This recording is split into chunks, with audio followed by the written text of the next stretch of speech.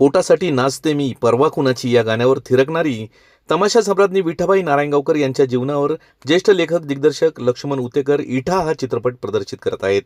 या नावात बदल करण्याची मागणी विठाबाईंचे नातू मोहित नारायणगावकर आणि काही गावकऱ्यांनी केली आहे. नेमकं काय म्हणालेत पहा. नमस्कार मंडळी. तमाशा पंढरी म्हटलं की नारायणगावचं नाव अग्रक्रमाने घेतलं जातं. नवे नवे तमाशा पंढरी म्हणजेच नारायणगाव, तालुका जुन्नर, जिल्हा पुणे.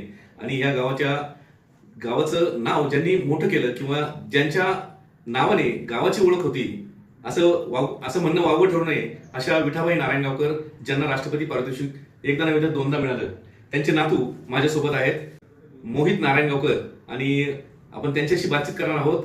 नेमका विठाबाईंच्या जीवनावर एक चित्रपट येतोय, बिग बजेट चित्रपट येतोय. त्याचं नाव इठा असं आहे आणि हे नाव चेंज करून त्याचं नाव विठा करावं अशी त्यांची मागणी आहे. नेमकं काय म्हणणं आहे आपण त्यांच्याकडून जाणून घेऊयात. मग काय सांगाल इठा या चित्रपटाबद्दल? नाही, प्रथमतः लक्ष्मण उतेकर आणि मॅटॉक कंपनीचे खूप आभार. कारण की आज एवढ्या विठाबाई नारायणगावकरांच्या जीवनावर बॉलिवूडचा चित्रपट बनवतात ते नारायणगावकरांच्या वतीने आणि कुटुंबाच्या वतीने त्यांचं स्वागत.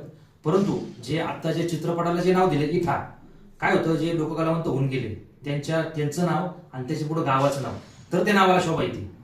त्या अनुषंगाने राष्ट्रवादीचे प्रदेशाध्यक्ष चित्रपटाचे बाबासाहेब पाटील त्यांनी मागणी केली होती की चित्रपटाला विठाबाई किंवा सब टायटल द्यावा, विठा किंवा विठाबाई नारायणगावकर. तर आमची कुटुंबाची तीच मागणी की चित्रपटाला विठा नारायणगावकर किंवा विठाबाई नारायणगावकर हे नाव देऊन येणाऱ्या पिढीला तो चित्रपट घराघरात पोहोचवावा.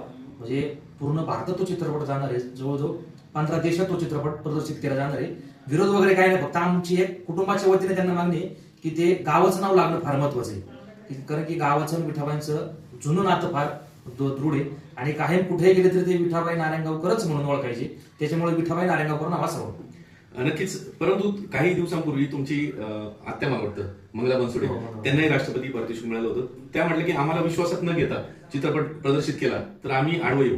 त्याबद्दल काय? नाही, कसं आहे, त्यांनी आमच्याशी संपर्क साधलेला नाही. परंतु जर चित्रपट चांगला असेल तर आपण 100% त्यांच्या तो चित्रपट प्रदर्शित करू. त्याबद्दल दुमत असायचं कारण नाही.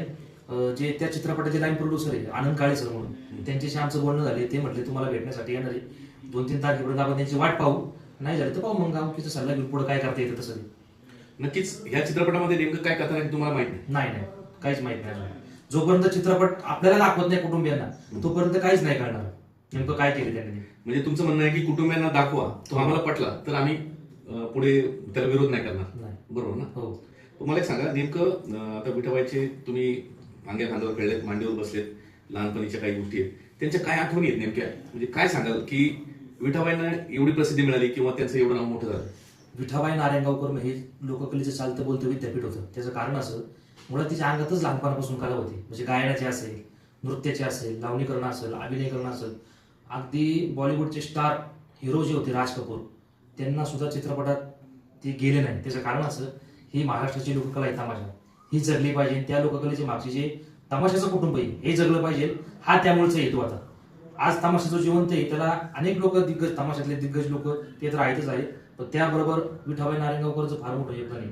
म्हणून राष्ट्रपती सुवर्ण पदक त्यांना 1990 साली आर व्यंकटरमण यांच्या हस्ते मिळाले. आणि धाडसी व्यक्तिमत्व होतं, जे काम करणार होतं, लोकांसाठी, कलावंतांसाठी काम करणारे होते. आज चित्रपट येतोय म्हणजे सोपी गोष्ट नाही.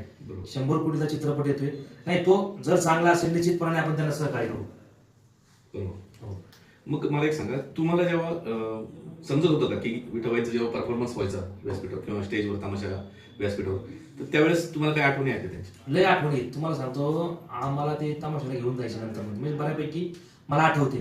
एकदा जर समजा तुम्ही जर ती शांत बसलेला असेल ना, ते वाटणार नाही बाबा स्टेजवर गेलो एवढं.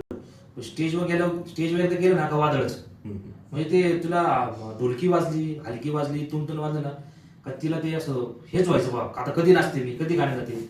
नारायणगावात आमच्या मालतीचा तमाशा आला का 100% तिथं ते गावकऱ्यांच्या वतीला मानून ते गाणं कवाय ती गायची, शेवटपर्यंत गायली. जो किस्सा आहे, तुमचे वडील, हो. त्यांचा जन्म मला वाटतं तमाशाच्याच कानदीमध्ये किंवा तमाशाच्या स्टेजच्या मागेच झाला. तर ती नेमकी आख्यायिका काय किंवा त्याचं मागचं रहस्य काय? आमचे वडील कैलास नारायणगावकर यांचा जन्म 1967 साली शिखर शिंगणापूर, जिल्हा सातारा या ठिकाणी झाला. त्या ठिकाणी आजींचा तमाशाचा फड गेला. संध्याकाळी 6 वाजता बुकिंग चालू झालं. 7 वाजता एका तासामध्ये बुकिंग फुल झालं पूर्ण आजीच्या नावाने. ते झाल्यानंतर बऱ्यापैकी तमाशा चालू होता.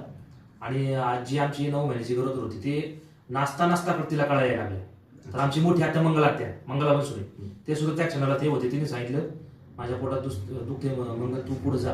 ती पुढे गेल्यानंतर ती मागे गेली, पण लोक कालवा करायला लागले, विठाबाई बोलवा. मागं जाऊन पाडत्याच्या मागं जाऊन बाळंतीन स्वतः झाली, स्वतः दगडाने नाळ टेचली, परत कासोटा बांधला, थोडी लाली पावडर केली, परत स्टेजवर गेली. लोकांना तिने सांगितलं मागाशी माझं पोट होतं, आता नाही. महादेवाच्या कृपेने मला मुलगा झाला म्हणून नाव कैलास ठेवलं. अच्छा. हा, तर हे आजीने आमच्या सांगितलेला किस्सा आहे. नक्कीच अंगावर काटा आणणारा हा सीन यांनी सांगितलाय किंवा ही सत्यकथा त्यांनी सांगितलेली आहे. आणि नक्कीच या इठा चित्रपटाच्या माध्यमातून किंवा त्याचं नाव जर बदललं, विठाबाई नारायणगावकर केलं किंवा विठा केलं, तर नक्कीच प्रेक्षकांना ते आवडेल. कारण ज्यावेळेस आम्ही याबाबतच्या बातम्या केल्या तेव्हा अनेक प्रेक्षकांचं किंवा अनेक नेटकऱ्यांचं असंच म्हणणं होतं की इठाऐवजी विठाबाई द्या नाव किंवा विठा द्या किंवा विठाई द्या, असं बऱ्याच जणांचं म्हणणं आहे. नेमकं या चित्रपट आल्यानंतर किंवा प्रदर्शित झाल्यानंतर काय होणार आहे, त्या चित्रपटात काय आहे, हे आपण चित्रपट पाहिल्यानंतरच आपल्याला समजेल. धन्यवाद.